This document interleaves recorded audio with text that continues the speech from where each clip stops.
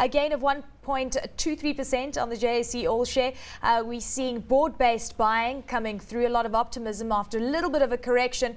Where do we stand right now with the overall market sentiment? It seems many are divided as to where things could go. Yeah, certainly. I think it's just going to be a very difficult time for markets, in the coming weeks or maybe even months ahead.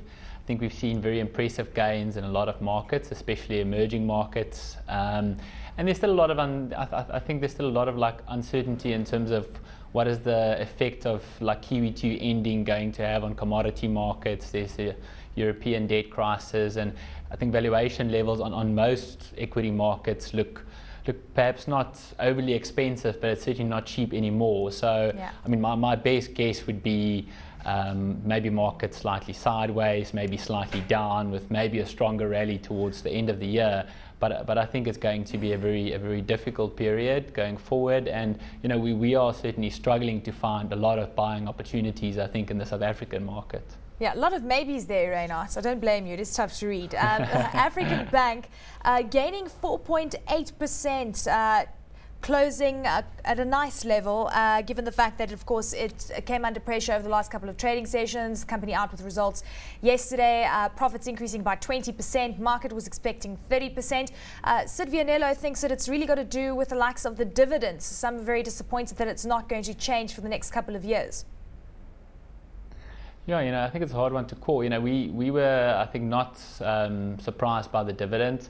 It's a business still very much in the investment phase. They've been growing revenue or turnover very strongly, and that's really been our concern, I suppose, or our recent concern. Sales have been growing strongly. It's a credit provider, growing revenue at over, I think, 20%, and that usually does not end very well. But it's a great management team. I don't think it's a share that's overly expensive.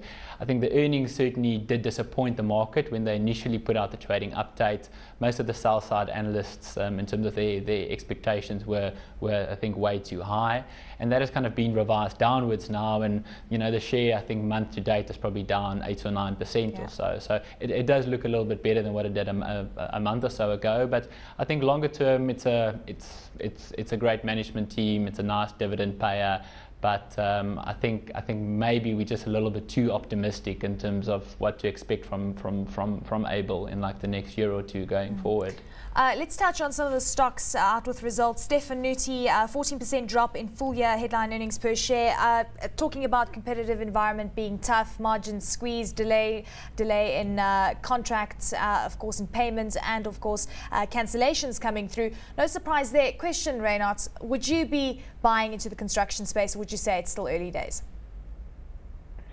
Look, I still think it's quite early days, to be honest. It's a sector that has done very badly, and therefore a lot of investors are looking at the construction stocks.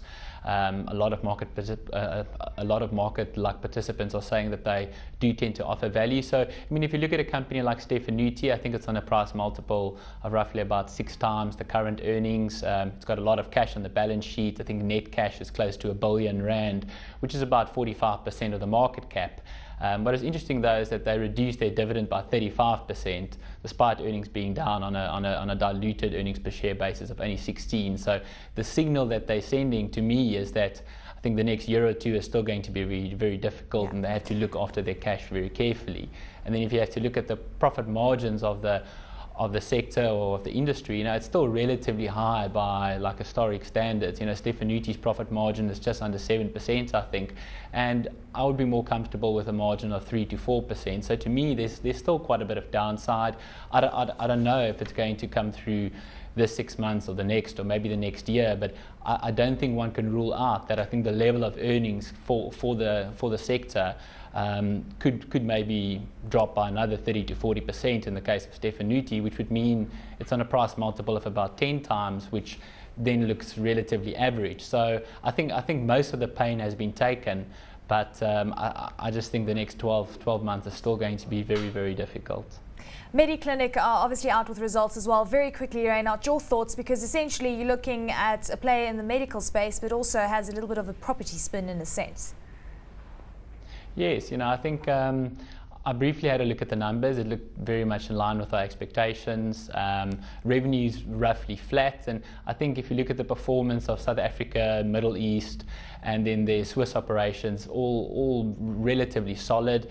I think that the strong rand certainly did not help them in the last period, but we could expect that to maybe help them in like the next 12 months or so.